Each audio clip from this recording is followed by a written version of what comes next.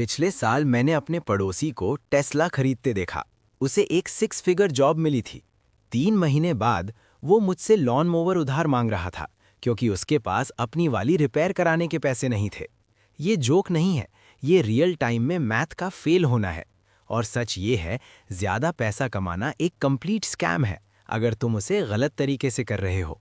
Problem income नहीं है, problem है जो मैं गैप कहता हूँ, या ज़्यादा सही कहूँ, ज़्यादातर लोगों के पास गैप होता ही नहीं। समझो, अगर तुम 50,000 कमाते हो और 40,000 खर्च करते हो, तो तुम्हारा गैप है 10,000। यही तुम्हारा प्रॉफिट मार्जिन है, यही असली वेल्थ का रॉ मटेरियल है। अब सोचो, एक आदमी जो 2 लाख कमाता है लेकिन हर पैसा खर्च कर देता है, उसका गैप 0।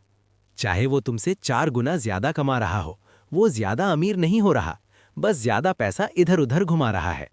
यही वो मेट्रिक है जिसके बारे में कोई बात नहीं करता, लेकिन हर किसी को ऑब्सेस करना चाहिए। सैलरी नहीं, नेटवर्थ भी नहीं, सिर्फ गैप, जो आता है और जो जाता है, उसके बीच का स्पेस। गैप का एक नेचुरल एनिमी होता है और वो दुश्मन ज्यादातर लोगों के लिए जीत रहा है। उसका नाम है पार्किंसंस लॉ। पैसों के कॉन्टेक्स्ट में इसका मतलब सिंपल है। तुम्हारे खर्चे हमेशा तुम्हारी इनकम के लेवल तक बढ़ जाएंगे, हमेशा। रेज मिला, बधाई हो, अब बेटर अपार्टमेंट का टाइम। प्रमोशन आई, कंपनी पार्किंग में अच्छी गाड़ी होनी चाहिए ना। बोनस मिला, रेनोवेशन का प्लान तो काफी टाइम से था। अमेरिका में एवरेज इंसान अपनी इनकम का 5% से भी कम सेव करता है।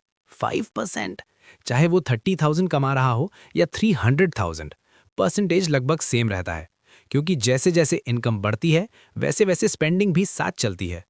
तुम ट्रेडमिल पे भाग रहे हो, लैंडलॉर्ड्स, कार डीलर्स और रेस्टोरेंट्स के लिए पैसा प्रोसेस कर रहे हो और अपने लिए कुछ भी नहीं बचा रहे। सोचो जैसे एक बिजनेस सिर्फ 1% प्रॉफिट मार्जिन के साथ चल रहा हो। रेवेन्यू 10 मिलियन हो सकता है, लेकिन अगर तुम सिर्फ 100,000 बचा रहे हो, एक खराब क्वार्टर और सब खत्म। High income plus low gap equals wealth नहीं, सिर्फ चर्न। 2023 के लेंडिंग क्लब रिपोर्ट के अकॉर्डिंग 1 लाख से 1.5 लाख कमाने वाले 52% लोग पे चेक टू पे चेक जी रहे हैं। दोबारा पढ़ लो, टॉप 20% इनकम वाले लोग हर महीने फाइनेंशियली स्ट्रेस्ड हैं। और एक अलग सर्वे कहता है 2 लाख से ज्यादा कमाने वालों में से 36% भी पे चेक टू पे चेक हैं।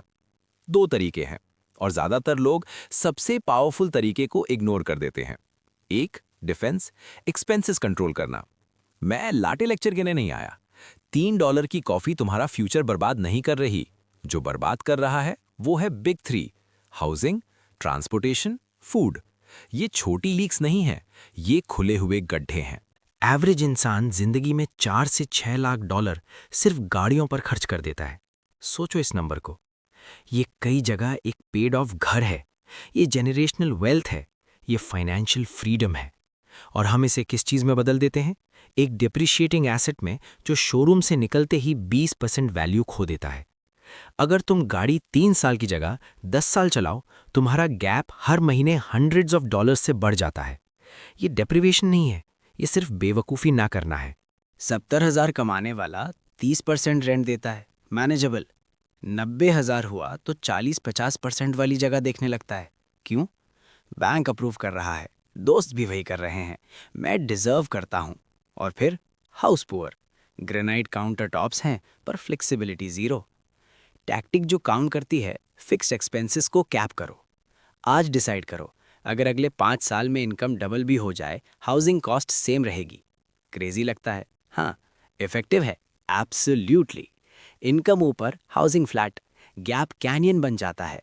ग्रोसरीज नहीं, रेस्टोरेंट्स।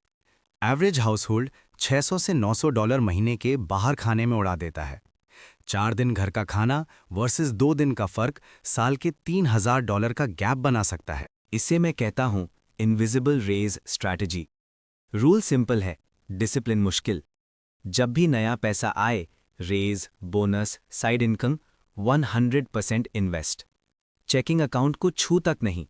लाइफस्टाइल वही का वही, सेम घर, सेम गाड़ी, सेम आदतें। पर तुम्हारा गैप एक्सप्लोड कर जाता है। लाइफस्टाइल क्रीप तब होता है जब नया पैसा रूटीन का हिस्सा बन जाता है। अगर वो पैसा लाइफस्टाइल में गया ही नहीं, तो क्रीप का सवाल ही नहीं। 60,000 कमा रहे हो, 48,000 टेक होम, 42,000 खर्च, गैप 6,000, 10%। इनकम 75,000 हो गई, टेक होम 58,000। अब डिसीजन यही है, अगर लाइफस्टाइल बढ़ा दिया, खर्चा 51,000, गैप सिर्फ 7,000। 25% इनकम बढ़ी, गैप सिर्फ 16% बढ़ा। लेकिन अगर स्पेंडिंग 42,000 पर लॉक रखी, गैप सीधा 16,000। सेम जिंदगी, but wealth building capacity nearly triple. मैं डिसिप्लिन रहा हूं, मैं डिजर्व करता हूं, और बस वही एक परचेज तुम्हारा बेसलाइन रीसेट कर देता है। नया आइडेंटिटी आ जाता है और उस आइडेंटिटी को महंगी चीजें पसंद होती हैं। गैप का काम सेविंग्स में बैठना नहीं, 6 महीने इमरजेंसी के बाद उसे एसेट्स में डालो। Index funds, real estate, business. Vehicle important नहीं, प्रिंसिपल इंपॉर्टेंट है।